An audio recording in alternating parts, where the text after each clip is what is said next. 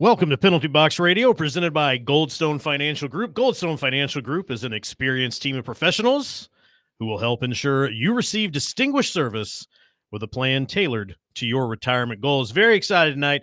I'm your host, Sean Smith. Joining me, as always, my co-host, Ann Kimmel, also at Penalty Box Radio. We are live in studio tonight. We both have a TV at our disposal, and we are watching the Four Nations face-off. First game of the whole event. And of course, that is Canada versus Sweden. We'll keep you updated as things progress. Currently, 2-0 Canada. Sweden has registered a couple of shots on goal. Now, it says here I'm supposed to make nice with Ann. So I think what this needs to be is we've got to calm Ann down. It's so true. This is what happens. You all are going to find out what happens when I'm not in Media Row. And I am at Out of home control. watching hockey, and you've got Philip Forsberg and Gus Nyquist, and you've got my former favorite Swede, Matthias Ekholm, playing, and I'm a Swede, so I am overly invested in what I'm watching live. I'm going to do my best, but Jake, be ready with the dump button. Yeah, just the dump in button case. is always at disposal because your mic is always hot. It is. The swear words she's using are not Swedish, so we'll just say that. All right. We've got a pretty exciting show tonight. I'm very excited. We do have a special guest in our second segment. Nashville Predators CEO Sean Henry will be joining us. Very excited to have him on the show. I know he's a longtime listener. It'll be good to have him on. It's been a while. We'll also, of course, talk about the Four Nations face-off. Of course, it's on right now, so we're going to talk about it. We probably have some time finally for Tommy time. The best time. The time when we talk about Tommy Novak on the show. And of course, the lingering question remains after our pretty good discussion last week with joined by the Ice Insider, Anthony Pellegrino, where we talked about what the Preds should do to proceed through the remainder of the season. Now, and since our last show, last PBR week, the Predators played 2 games, final 2 games before the Four Nations break here. First game, 2-6 loss to the Blackhawks, and followed up with a big 6-4 win over Buffalo. Very exciting. Yes. Way to end everything before the break. But now, of course, the Four Nations break is upon us. And when the teams return to play, the Preds will have just 8 games before the trade deadline shows up on March 7th. So our puck drop topic for the night. Does that win change anything for what the Preds need to do before the deadline? No and yes. Okay. No and yes. No, look, it's great to end on a win before the break. It was great to get a win at Bridgestone Arena on a Saturday night. But I think what you have seen in these last 2 games is that the team is dealing with issues that they have been dealing with all season long. I don't think you're seeing that things are smoothing out necessarily. I will say, when it comes to, do these last couple of games, change anything, here's what I would say. It may change a couple players' trade value. Okay. That's when you said it does change some things. I was curious where you were going with that. That's where I'm going. Well, you did see some players that have stepped up recently and played, well, a lot better than they've been playing. I think one of which we'll be speaking about later. But Yep, absolutely. Maybe there's a teaser for you if you're out there wondering who it could be. We've already said his name, but does that mean that he's just got a little bit more value when it comes to trading? What we're talking about, the issues they've been dealing with all season, and I think the biggest thing is, I mean, if you look at just these last 2 games, isn't that the season in a nutshell? You have this crushing defeat, just absolute sheer, like, oh, wow. Soul crushing defeat. And followed by just a big win. And I know that the final score was a little bit closer than it would have appeared it to be the whole game. But I think even that in and of itself is a microcosm of the season. The team gets a big lead, and then you almost let the team come back. So I mean, big win's great. And then that's the last thing on your mind. And you've got like 2 whole weeks to think about what a great win it was and how cool it was to see Brady Shea score 2 goals. And wow, this is good stuff. And then it's like, but remember, I think the night before it wasn't so good. Not so good. And here's the thing, growth is not linear. Okay. But progress has to be made kind of on a general upward trajectory. And you're talking about those past two games. They really are a microcosm of the ups and downs, the inconsistencies of this Nashville Predators season. And so I think when you're looking at the last PBR week, I don't think you can walk away and say Nashville's win over Buffalo, which give Buffalo credit. They were coming in on a 4-game win streak. They were Yep. playing very, very well. Nashville did a great job handling them, but you are still seeing issues that are keeping this team from reaching their potential on paper. And so it's very hard to walk away academically from that Saturday night win and say, this changes everything. Well, and realistically, I don't know that anyone walked away from that thinking it. Yeah. No, I can't imagine. I think, I mean, let's be real here. When you talk about what the Predators are on paper, Right. when you talk about what the Predators are on paper, they're a very good team. Absolutely.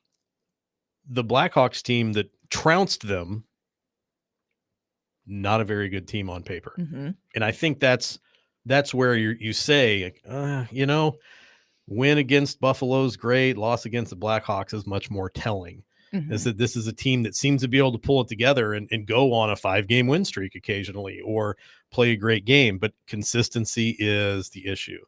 What are some things that have been consistent throughout the season, though? I think inconsistency has been consistent throughout the season. I Okay. understand that may not be the answer we're looking for.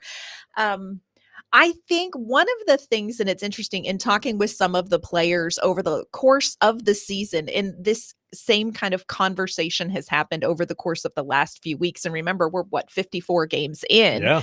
One of the things that you hear the players talking about is mentally. Right. The mental game that these players have to play. And now I think it's a very different game than it was at the beginning of the season when, again, on paper, this team looks like a Stanley Cup contender on paper. Now, fair and full disclosure, Barry Trotz said we don't play hockey on paper. He warned us.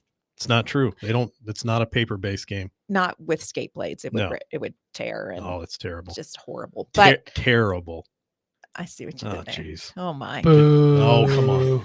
I see what you did there. Sorry, everybody. But I think the mental game at the beginning of the season was, how do we live up to these expectations? And then I think in the middle and where we're at in the season, it is, how do we recover from not living up to those expectations? So I do think consistently one of the things that the team is working on individually and collectively is going into every game and reframing it, going into every game, finding something to focus on, coming in positive to the locker room, practice day in, practice day out, through a season that has been, for, I would say, a majority of the players in the locker room, one of the most frustrating seasons that they've had.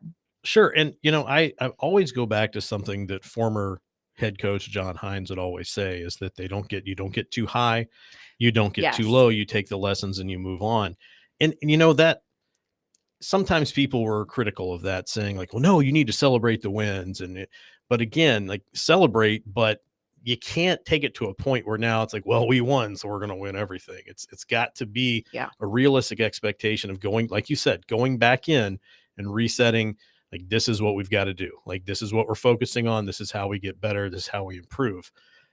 I mean, I think that's a much better mental state. That's a much better mindset to have going into a game in a season like this than, well, we won the last one, so we'll win again, or, well, we lost, so we're going to lose again.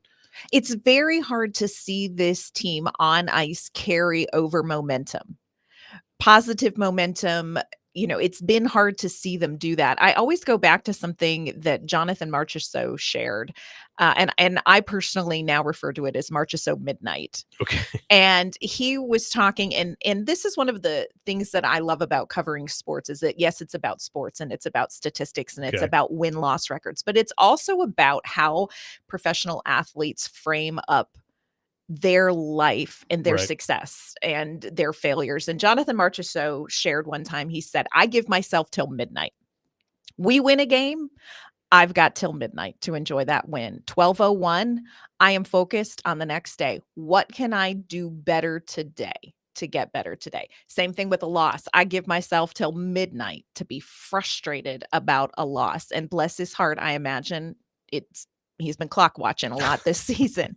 But at 12:01, what can I do to make myself better, to make corrections I need to make? And I love that mindset. And again, like I said, we've heard this from the players in the locker room. It's a lot of mental work this season Yeah. to figure out how to come in with a mindset when the overarching results are not what you want.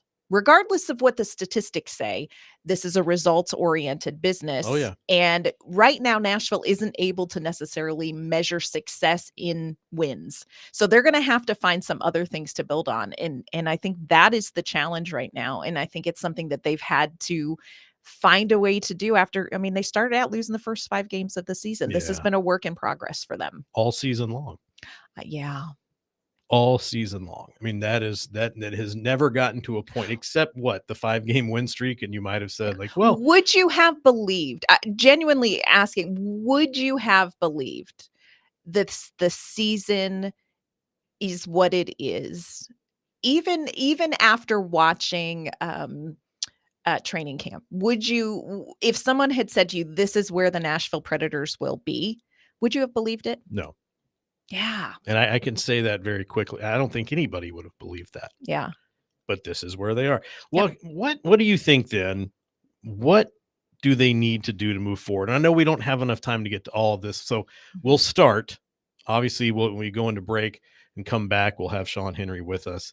We'll talk to him, and then when we come back after that, we'll continue what we're doing now. But what do the Preds need to do moving forward from this point on, especially now that they've gotten all of these games? Like, they still had 2 games last time we talked. We saw what happened. It wasn't an immediate correction and upward trajectory. It was downhill. Right. And then a little bit of a recovery. So what do you think the Preds need to do? Let's get started on that. I think you need to look at personnel. If you're looking at what do we need to do with the remainder of the games this season, I think you need to look at personnel. I think you need to look at who is going to be healthy. Of course, we're talking about, Jeremy Lauzon out. No idea of when he is going to return. Adam Wilsby was out. You're looking just defensive side of things. You've got holes. Alexander Carrier traded, Dante Fabro gone on waivers. And so I think you have to figure out how to sort of address the holes defensively. I think you have to look at, and this is something that I imagine we're going to touch on a little bit later in the show, Oh, yeah. who stays, who goes. Well, we'll keep talking about this in the third segment tonight. When we come back from the break, we'll be joined by Nashville Predators CEO Sean Henry. And while the Preds have a lot of tough choices to make about the future of the team, planning for your future doesn't have to be complicated. At Goldstone Financial Group, they help you create a personalized financial plan to secure your retirement. Whether you're thinking about your 401k, IRA, or just want to invest smart, they've got you covered. Just like the Nashville Predators strategize for every game, Goldstone Financial strategizes for your financial success. Visit goldstonefinancialgroup.com today and start planning for tomorrow. And of course, the Preds don't have a game for a while, but I bet a great place to watch this Four Nations face-off would be Beyond the Edge in East Nashville. But you don't have to take my word for it alone. Beyond the Edge has been voted the best sports bar for the 2nd year in a row in the See Nashville Readers Poll. With more than 30 TVs and 25 beers on tap, you'll never miss any of the action. They've got great food, great drinks, and the perfect spot to watch the game. Visit them at 112 South 11th Street in East Nashville or online at beyondtheedge.net. Make Beyond the Edge your go-to for every big game.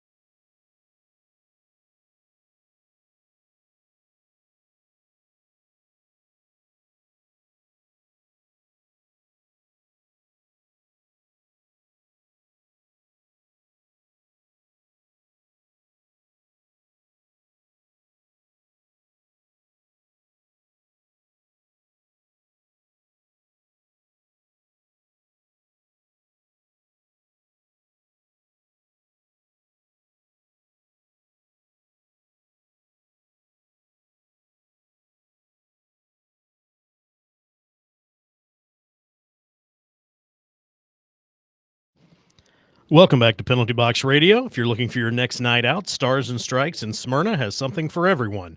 Whether you're into bowling, laser tag, axe throwing, or their newly expanded arcade, the fun never stops. Plus, their full menu and bar make it the perfect spot for group events and birthday parties. Oh, and it's also a great place to catch a Predators game while you're there. Check them out at starsandstrikes.com. Welcome back to the show. Let's get right back into it. We've got a very special guest with us tonight, the CEO of the Nashville Predators, Sean Henry. Sean? What's going on, man? Thanks for having me on. Oh. Finally, I've been waiting for this for like 8 years since you bought it. Well, I can assure you I haven't had it for 8 years, but I'm glad to have you on now. And look, It feels like 8 years waiting all this time. well, okay. I'm sorry to leave you waiting like that. That's all right. My fault. I didn't realize I was going to be doing so much apologizing. Did you know that we are 15 minutes into the show and Ann hasn't sworn once? Stop. Do- I am. I'll tell you what, I swore a whole lot when I saw that first power play in that Oh, game tonight. Oh my gosh, that is something, eh? yeah, Oh, that's man. that's pretty intense. I don't love it personally, but I mean, I guess I can see why some people would be excited about it. Sean, I've got a lot of questions for you. And I know like it's not going to be rapid fire, but we have a limited amount of time and a lot of things I want Well, to talk bring it, about. man. So, No rapid fire. I don't care. okay. My answers are long and drawn out and rambling. So Well, we'll You know, see what we can do to I've been rein you drinking in. wine since about noon today. So Uh-oh. Okay. Well, disclaimer. So you were the previous president of the Nashville Predators. Now you're the CEO. What is the difference between those two roles?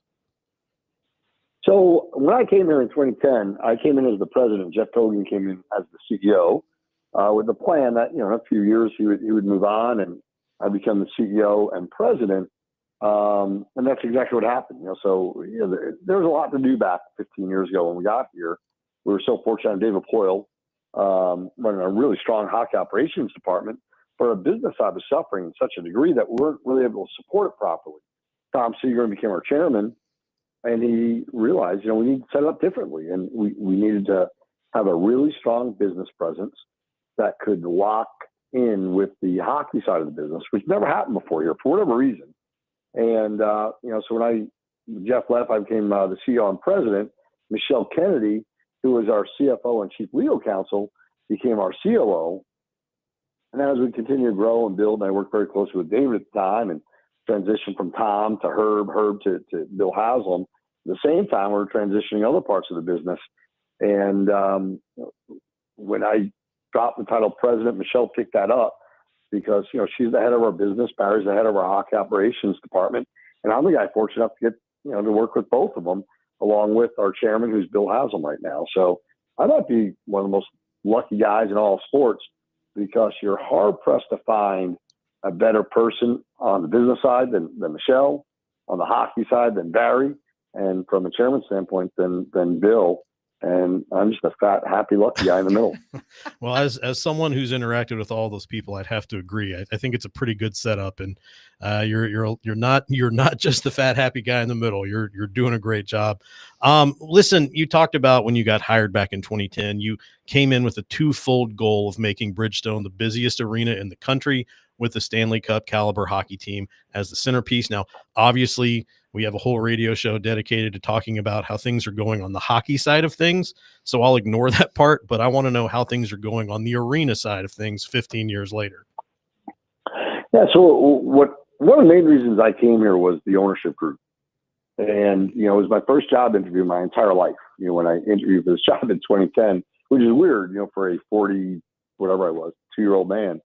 And what made me fall in love was, Tom and Herb, and Thompson's, Bill Poole, Seagrams. They all said, look, we just want to be the best team there is. And we want the best arena. And for some, that was weird. Like, how dare Nashville of that size, think they could be the best. But of course we could be. If you're in this league and if you're in the entertainment industry, if your goal is not to be the best, why are you doing this? And I remember when Tom said that to me in the interview, I just jumped up and said, I'll take it. He laughed. He said, well, we didn't offer it to you. We're interviewing some other people. But I was so excited to work with people that wanted to be the best. And until you say you want to be the best, you'll never be the best. And what's happened over the past 15 years, we've been one of the busiest buildings in the world, the busiest building a few years ago. We were named the #1 sports franchise by ESPN.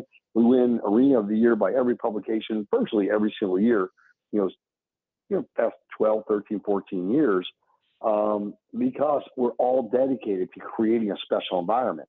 Now, on the hockey side, we fell 2 wins shy of the ultimate prize, 7, 8 years ago. Yeah. But again, the goal is to make the team compete at the highest levels, because in the end, those last 8 wins, the last 2 rounds of the playoffs, a lot has to, fall into place. But we're not going to rest until we get there. And when we do get there, a weird thing happens. That insatiable greed kicks in, and you want to go again and again and again.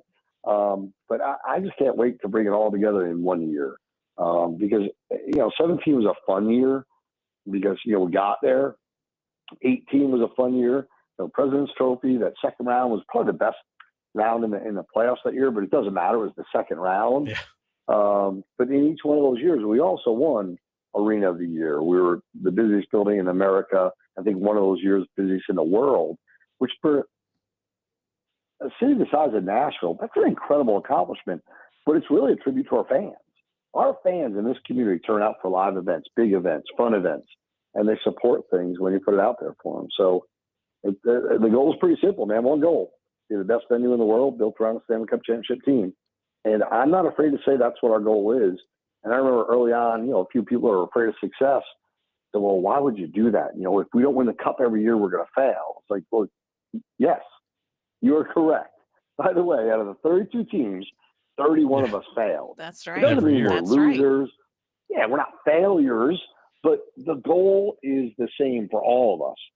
And then what you got to do is, what kind of organization are you? When you do miss it, why'd you miss it? What are you doing to take that next step?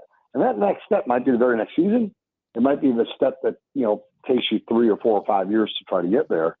But that's what I love about our organization. And again, I'm just so fortunate. I worked with David Poile, a Hall of Famer, Barry Trotz, a future Hall of Famer, Michelle Kennedy, a Hall of Fame person.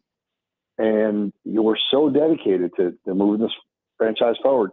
We have 400 employees that are dedicated to being better today than we were yesterday. When I got here, we had 90 employees. When I got here, we had 1 building. Now we're operating out of 4 or 5 buildings, and it's fun to move everything we love about this game forward.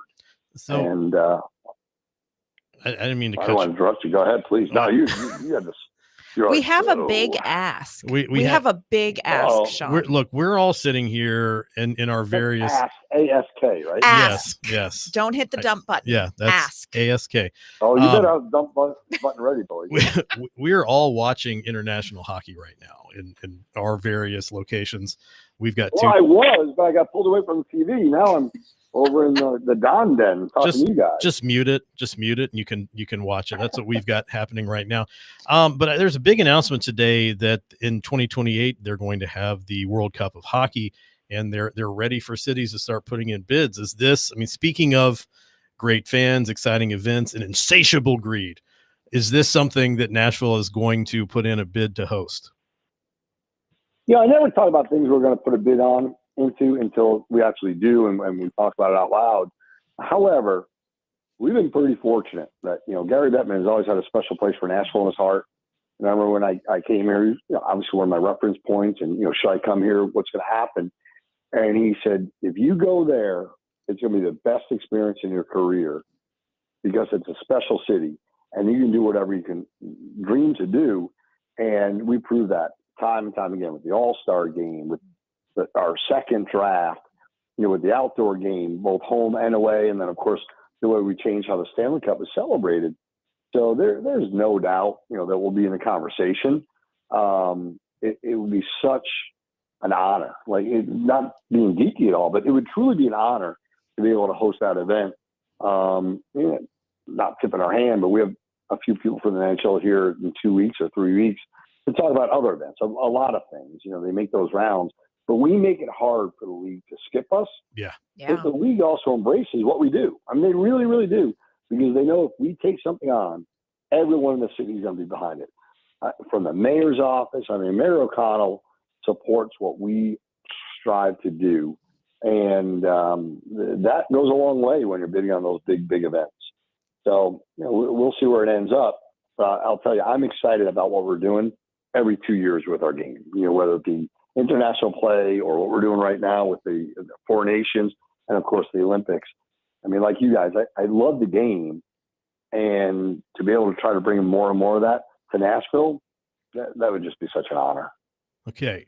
Great answer. I think you handled that very well. I'm very excited about Well, thank you. everything coming down the pipe there. So I think we'll look forward to hearing what comes out over the next few weeks. And let me say this: we've got probably 30 other questions, and we've got about a minute and a half here to get through them. So there's some questions. Dude, I got all night. Like, I'm not going anywhere. If you guys want to dump me, it's like the old show with Bradford. Like, Henry's on for 4 minutes, and then he goes to some weird 2 commercials. Well, look, I'll tell you, if you want to stick around through the break and come back on, we'll be happy to have you for the next 15 minutes. It's totally your call. I would be honored, man. I'm Okay. just glad you finally had me on. I've been waiting for years and years and years. Waiting by the phone. Well, I apologize for Yeah, that. it's like the prom all over again, man. Well, yeah, for you and me both, brother. I'll tell you that. All right, so we're gonna go to break. Then we come back. We will have more with Nashville Predators CEO Sean Henry. But before we go into that break, I do want to let you know that as Preds fans, we know the importance of playing both offense and defense. At Goldstone Financial Group, they apply that same mindset to your retirement. They're not just about growing your assets, but also protecting them. With decades of experience, they can help you build a strategy that secures your financial future. Head to goldstonefinancialgroup.com to learn more and get your game plan in place.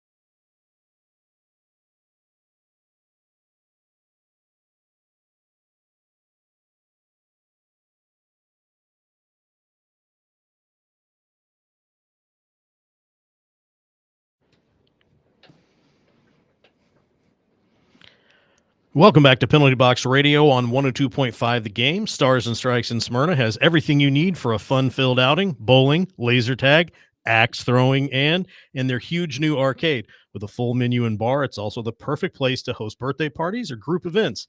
And if you're a Preds fan, you can catch the game while enjoying great food and drinks. Visit starsandstrikes.com and start planning your next adventure. We are back, and we are still on the line here with Nashville Predators CEO Sean Henry. We have just given him a barrage of questions, and he said he's up to the task. He wants to keep going.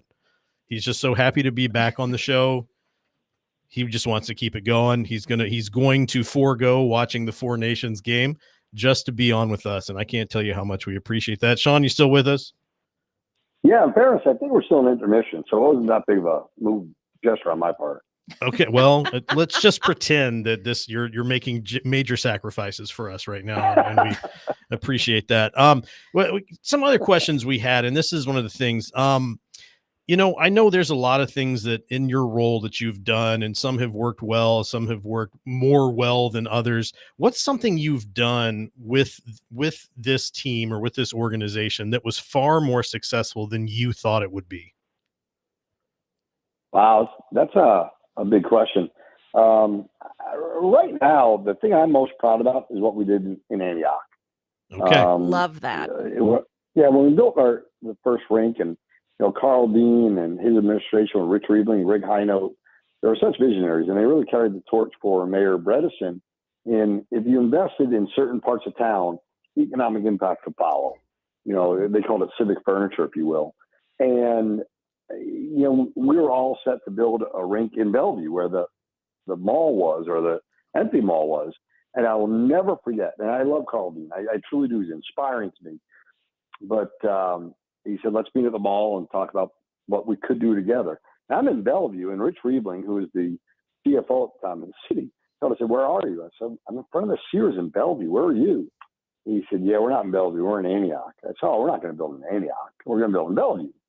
And he said, well, if all the BS that you said is true, with the activity that you could generate with that rink, if we do it in Antioch and you do it, we're going to be able to build a second one or a third one or a fourth one or a fifth one without a problem. And, at the time, Antioch was just going in the wrong direction on every single front. And so I drove out there and met them.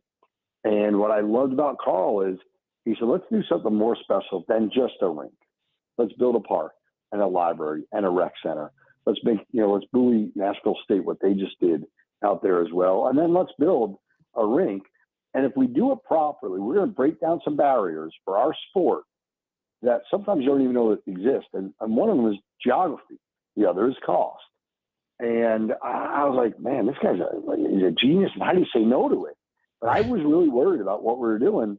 And I am just so proud of what we built. We just celebrated the 10th anniversary of it the other day. And, I have 2 boys and 2 girls. My boys learned to play hockey in Tampa. My girls learned to play hockey here. And my boys played with people that looked just like them. I mean, all male except one exception. I think all white except one person of color. My girls, just by moving where the rink was, all of a sudden we're in this boom of diversity and who the game was open to and who it was welcoming to, just by having that park and the rec center and the library. And my girls, played with kids that looked like their neighbors and everyone else. And it's just so rewarding. And you look at our youth hockey programs now, and the kids are playing high school hockey, and even the kids are playing college hockey now, 10 years later. It is so rewarding.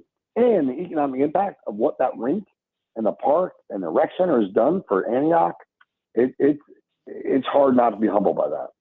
I'd have to agree. And as the father of 2 kids who've learned to skate there, I would have to say very grateful for that. It's very close to where we live.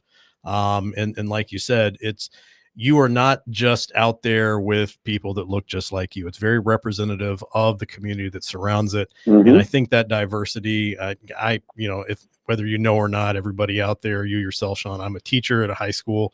I see a lot of different kids. And so it's nice to be able to have something like hockey that they've all experienced through that Fordyce Center, to be able to have that conversation with them and talk about something besides just your normal everyday stuff. Anne has some questions that we discussed, and I'm very excited to hear the answers. I'm going to let her ask because this was her baby today. So you mentioned talking about Tampa Bay, and for listeners who may not know, of course, you were with the Tampa Bay Lightning for a long stretch of time. So we have just some curiosity questions. First question, is your name on the Stanley Cup from the 2004 win? Yeah, it is. And it's honestly one of the greatest professional honors I've ever gotten in my life. And I didn't expect it. That was a special year. And when we bought that team in '99, we owned the Pistons as well. And the Pistons invented our industry. And truly, our owner at the time was the best owner in the history of sports. And I remember Bill Wickett, who's our CMO now, he and I worked together in Tampa. Neither one of us expected our name to be on the cup. And I remember when we were both kind of told in an odd way that it would be on there, we left our president's office pretty quickly. And there were tears in our eyes. I mean, and truly, from a professional standpoint, it was the best thing that's ever happened to either one of us. And hopefully it's on there 10 more times in the coming years. Absolutely. But even if it is, there's nothing like that one time. And it's so special for my wife, for my parents, for my in-laws, for my kids, for all my friends and family. While it might be my name, it really represents hundreds of people that made this happen. I love that. I love that. Did you get a day with the cup? Oh yeah, we did. It was absolutely incredible. Maybe, again, one of the best days of our family's lives outside of the fact that our youngest wasn't born yet. Okay. So Yeah. I got There's to be that. careful how I say it. Yeah. Whoa. Yeah, but we had a party at my house. Our house wasn't, that big, but every employee was invited. My entire extended family was there. I'm the youngest of about 40 grandkids on my dad's side. A couple of aunts and uncles came down. Of course, I have 6 siblings. They all came down. Friends from elementary school and college and high school and people I worked with 20 years from then. But the best story of all, despite all that, we got the cup and we brought it we used to sponsor abuse home for boys. My wife and I did, and spent a lot of time there with our kids. We brought it over there, of course, first. And that's we great. said, you know what, let's open the doors up and charge $5 for a picture. All of a sudden, it was 500 people there, right? So we do that. And then we went to my younger son's preschool. And then we went to my older son's elementary school, which I don't know, he was in 3rd or 4th grade. We had a few of our own employees, kids that went there too. And then we brought it home and we had a quiet time with just my siblings, my parents, my in-laws, and, obviously my family and close friends.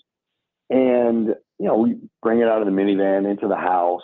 And then about 5, 6 o'clock, the party starts. It's beyond insane. Like, I can't even describe to you, but hundreds and hundreds of people are there. We're out in the front lawn, the street, the garage is a bar. It's nuts. And about 5 in the morning, I'm sitting in my living room with my parents and a few people. And there was a couple across from me. And I said, "Who are you?" And they laughed. And they said, "Well, about 4 o'clock, we were driving down the road and we were looking at the house was for sale next to us. We looked at the house and we saw, someone carrying the cup in. We're like, hey, let's come back later." And they did. And they stayed the whole night. They bought the house and became real good friends of ours. So the cup just brings people together and makes, grown adults cry. Oh, that is amazing. That's I nice. think that is so interesting and absolutely fantastic what you did with it. Now, here is a question, Sean, that I have asked all of the Stanley Cup winners in the locker room. And I am going to preface this question by saying I am so disappointed in their answer, but I'm going to open this up to you. Do you have a championship ring? I do. And Do what I'm you really proud of is, do you wear Well, it, I'm Sean? That is the burning question. Do you No. take it out and look at it? Do you wear it? so my goal is when we win it again, is to design a ring that you can wear every day.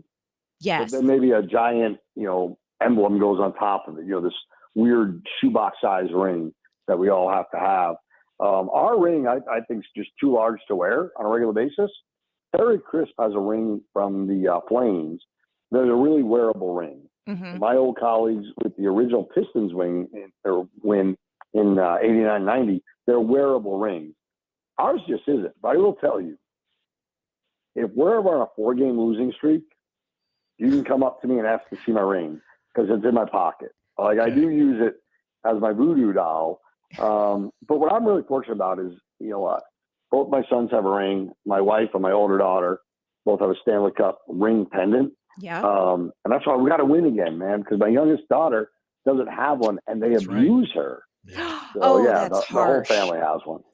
I love that. Look, if you really say it's not wearable, I will come up and ask you and I will show you that in fact Although that is what the other Stanley Cup winners have also said, that they're not for wearing. And I thought, well, if they're not for wearing, they would call them finger trophies. But if you But I have will yours, tell you I would this, love what to I see don't it like- sometime, Sean. Yeah, when people say, "Well, they're sacred deposit box," well, that's dumb. It should be something where someone's at your house, they want to see it, Yeah. go get it. Like, Yeah. I mean, I love using it to talk about hockey, and I mean, Terry Crisp, I think, is one of the most unique individuals in the world. He loves using his ring to talk about hockey and the connections and the stories. So I hope you don't get to see it ever, because it means we're on a 4-game losing streak. True. But when we are, I promise you, it's in my pocket. Like, it's my rabbit's foot, if you will. I love that. I love that. Sean, I've got a question as we are once again running out of time. We're in the middle of the Four Nations face-off, and I think it's important that who's winning this thing? Who are you going for? Well, I would like to see Finland, Sweden, and America finish in top 3. Okay. And how that happens, I don't know. But obviously, I'm very partial to the goalie of the Finnish team, and Yes. 2 of the forwards on the Swede team, and I'm wearing Evel Knievel red, white, and blue socks, so I love America too. I would just like to see a great tournament, and I love upsets. And it would be really good to see the power play we saw on display not shine ever again. I agree with that. Yeah, that was a little Yeah, bit good. intense. It's too powerful. I don't know. Oh my gosh, it Wow. actually was fun, but man, you Yeah. got something, huh? Yeah. It's not something you get to see too often. So I'll say for the spectacle, it's definitely worth seeing it. Now, if they were wearing different jerseys, I'd be a lot happier with it. How about that? Does that sound fair? That's fair to me. Let's go rapid fire before you dump me again. Okay. So let's this. Is there going to be a rooftop bar associated with Bridgestone Arena at any point in the near future?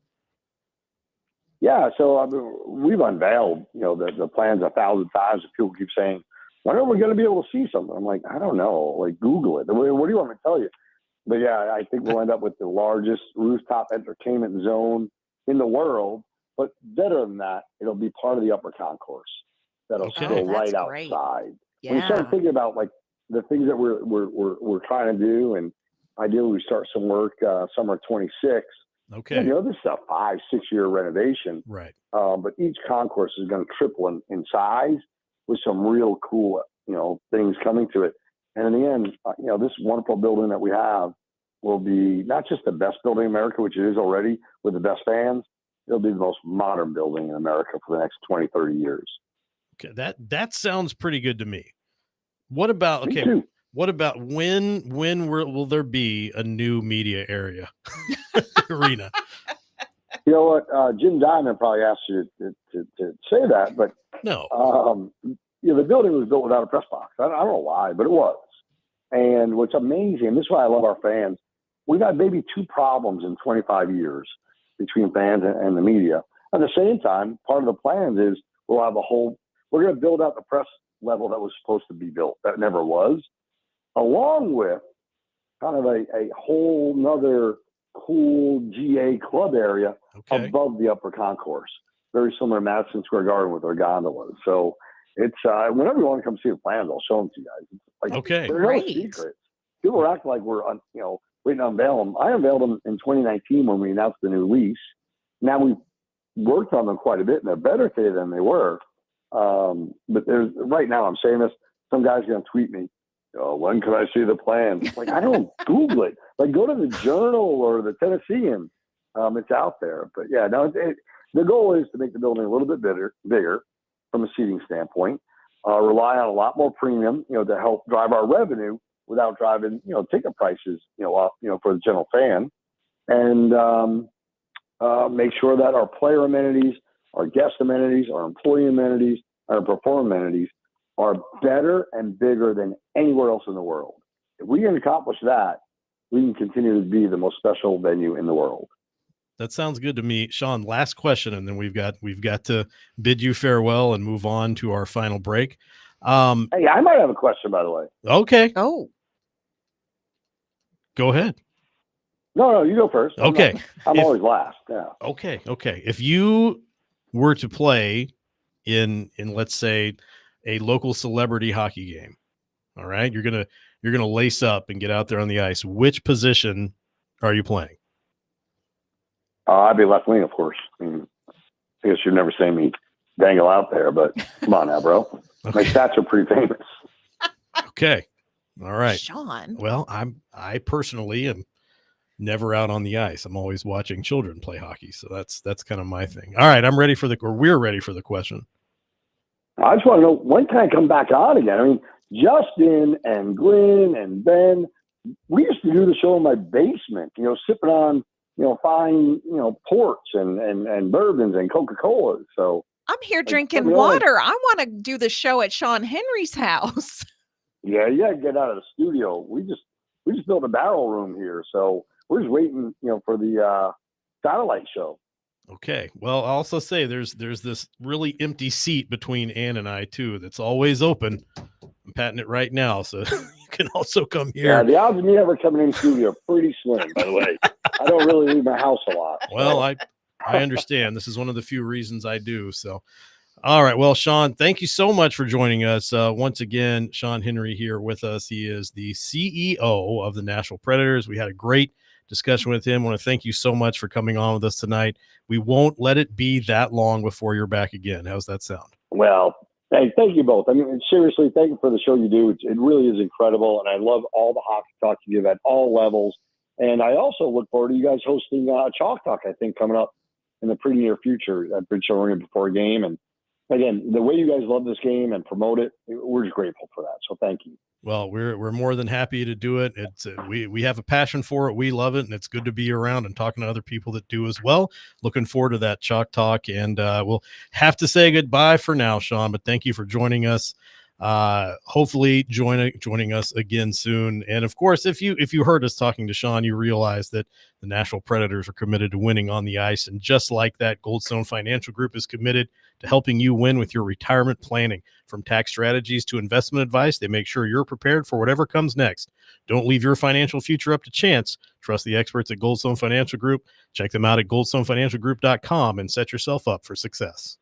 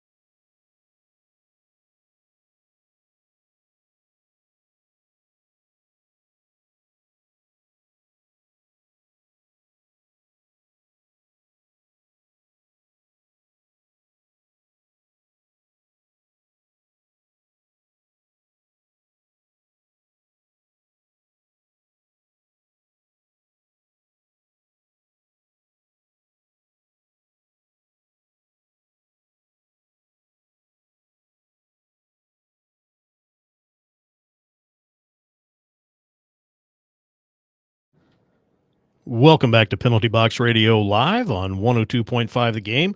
Beyond the Edge Sports Bar in East Nashville has just been voted best sports bar in the C Nashville's Readers Poll. So if you're looking for the best spot to catch every Preds game, head over to Beyond the Edge. With over 30 TVs and 25 beers on tap, you'll never miss a moment. It's a perfect place to relax with friends, grab some great food, and watch your favorite teams. Visit them at 112 South 11th Street in East Nashville, or check them out online at beyondtheedge.net. Beyond the Edge, where every seat is the best seat in the house. We are back, and we just had an incredible 2-segment long conversation with Nashville Predators CEO Sean Henry in the middle of watching this Four Nations tournament where Canada has just scored a third goal. We're going to make sure we remind Ann that this is a family show, and there are certain words we can't say. Yeah. Okay. So anyway, it's 3-1 Canada. Boo. So look, we will tell you right now, very in no uncertain terms, always incredible to talk to Sean Henry. I feel like we could have kept going, and obviously that second segment, the first segment, they were both longer than our normal segments. So what we're left with is a very, very brief segment in this final segment of the show. And so here's what I'm going to say to everybody listening out there, because I think it's important to understand we are in the middle of this Four Nations tournament break, the All-Star break, the international break, whatever you want to call it, the time of the season where the team step back and they do something besides regular hockey. And this season, it is the Four Nations face-off. We made our predictions last week. My prediction, of course, was for Sweden to win. So far, off to a bad start. But here's what I'll say. When we come back and have our show next week, the Predators will not have played a game. And so all of the fun things we have planned on talking about tonight will be topical next week as well. So I just want to kind of end this show with a preview of next week's show. And of course, we'll have updated information about the Four Nations tournament. And what else are we going to be talking about? On this show, it is time for one of our favorite segments. It is Tommy Time. We'll definitely have time for Tommy Time. We promised it this week. We promised it. It's not happening this week. We're going to have Tommy Time next week. And we have some things to talk about. Oh, we have some things to talk about. Novak. Tommy Novak, always exciting to discuss. And of course, we also look, there are a lot of things we can discuss about changes that may be happening, players that may be up for consideration to be traded, players with expiring contracts, all sorts of fun things. So that's how we've got to end the show tonight. And I again, thank you to Sean Henry for joining us. I mean, really, just a full show with lots and lots of information. And I hope everybody enjoyed it. Thank you for listening to Penalty Box Radio live on 102.5 The Game, presented by Goldstone Financial Group. If you want smart investing with a company with a proven track record of fiduciary responsibility, look no further than Goldstone Financial Group. Also, thanks to Stars and Strikes of Smyrna and Beyond the Edge East Nashville. And of course, once again, thank you, as always, to my co-host, Ann Kimmel, and of course, our special guest tonight, Nashville Predators CEO Sean Henry. We'll see you next week, folks. Yeah, there's nothing.